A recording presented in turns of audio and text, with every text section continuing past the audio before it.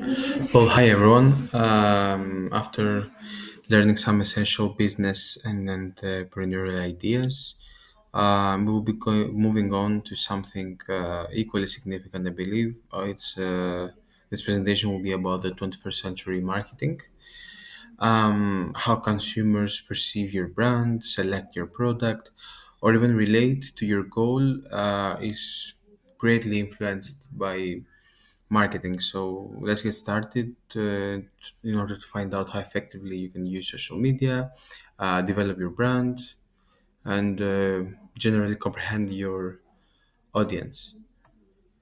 So here you can see the overview. We'll be covering five major topics in today's lesson. Knowing what target consumers and marketing personas are will be our first step. The components of a powerful brand identity will then be examined. The efficient use of social media will then be the main topic of discussion. And lastly, a comparison of the marketing strategies used by traditional corporations and, of course, by social enterprises to convey their impact and values. Here we can see the agenda for today. We'll begin by discussing the definition of a business and its various forms before moving on to instances that and the incorporation of social impact. So here it's, I believe, a crucial step. Uh, the main question here is who are you attempting to reach with your offering?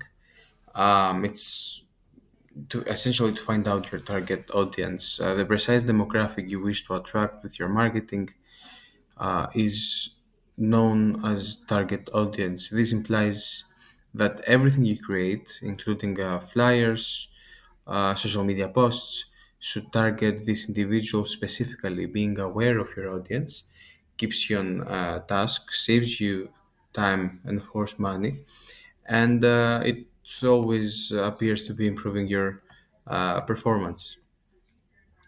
Here, we can see four steps to identify your target customers. You will always start by collecting data. If you have clients already, research them. If not, consider who your product would most likely help. Second, use data from social media. Examine who interacts with you online, who follows you, and who leaves comments. These people could become your clients in the future. Third, do some competition research. Who are they trying to reach? What are they reaching the demographic you have not thought of? And lastly, but equally important, you need to describe the benefits of your offering. Recognize who is most likely to care about it and what makes it useful or significant. In this slide, you can see the marketing persona. Let's say making your marketing persona is a next step, but also a really crucial step after determining your target audience. A thorough description of your ideal client is called, as mentioned before, a marketing persona. It's not based on conjecture but on actual data and insights. It assists you in comprehending the thoughts, desires, and methods of connecting with your audience. This profile serves as a guide, let's say, for you, whether you write a post, design a product, or create a complete marketing collateral.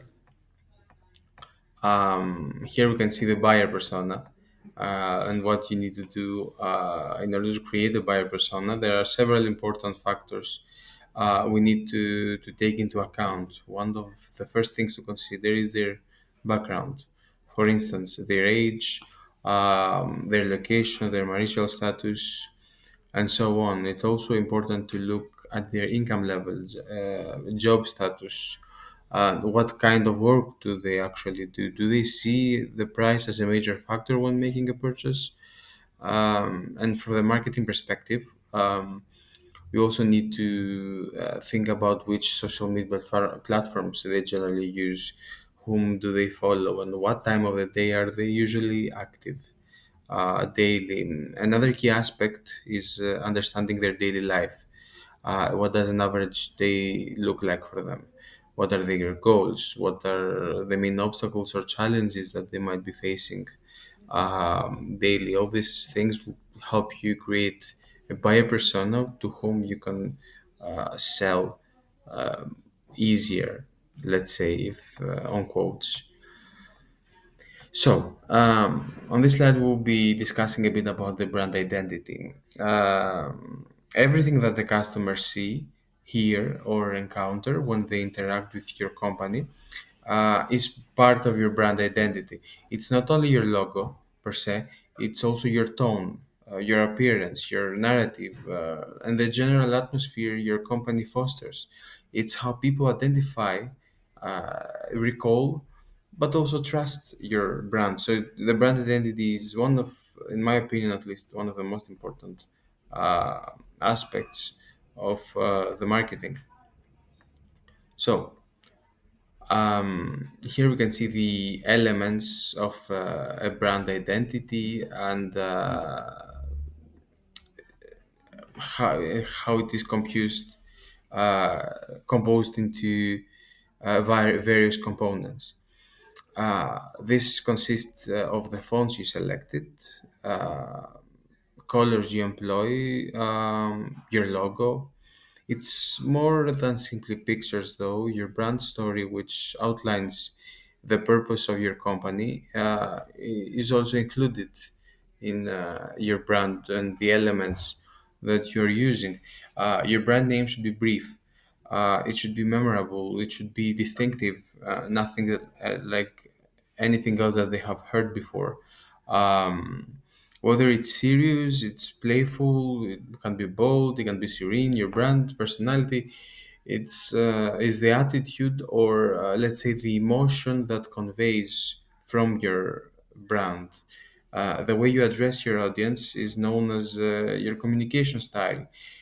Even the quality, the design, the emotional appeal of your goods and services convey your brand. You also need to consider the sensory aspect of your branding, including how does your brand, let's say, feels, how does it sound, how does it look. Let's say aesthetics now are is the most important factor in a business.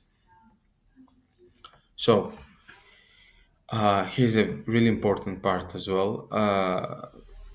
That's how to use social media effectively.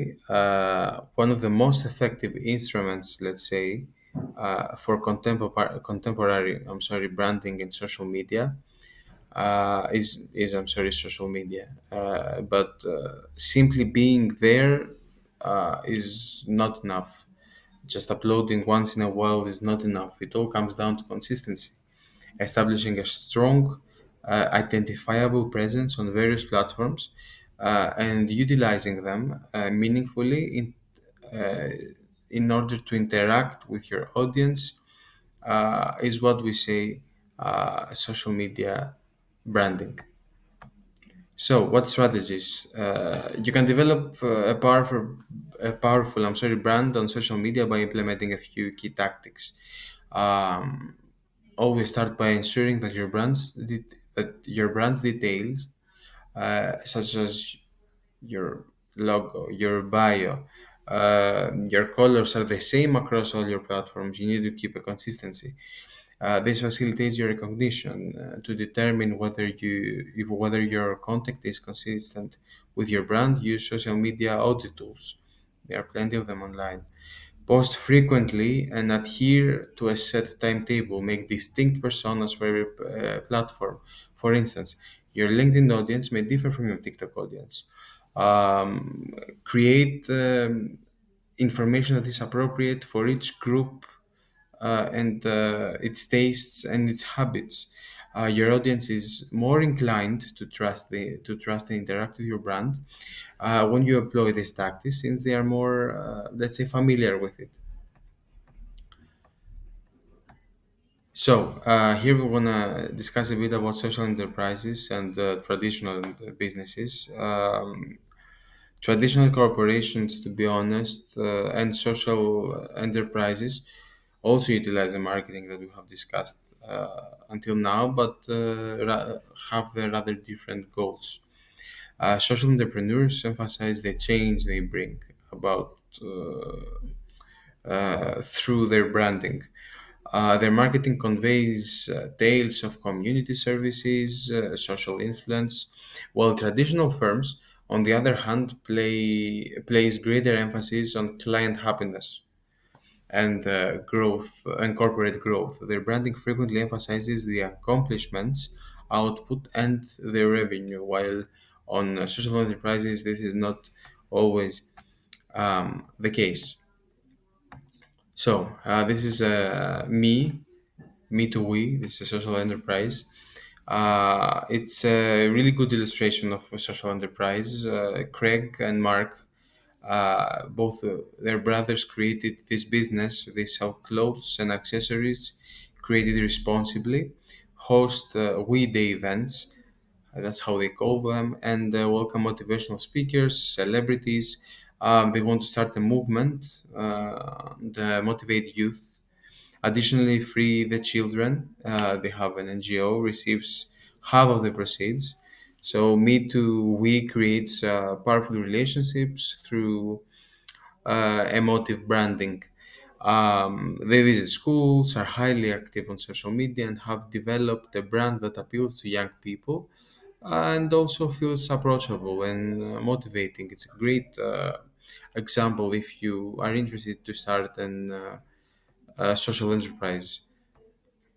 So, um, this brings us on the other complete side into more conventional business. Microsoft, as most of us are familiar, was established in 1975, and it's a prominent player, one of the biggest players in the technology sector. By addressing consumer requirements and innovating, they have established their brand. Their offerings include cloud services, Xbox games, Xbox devices, operating systems, various softwares.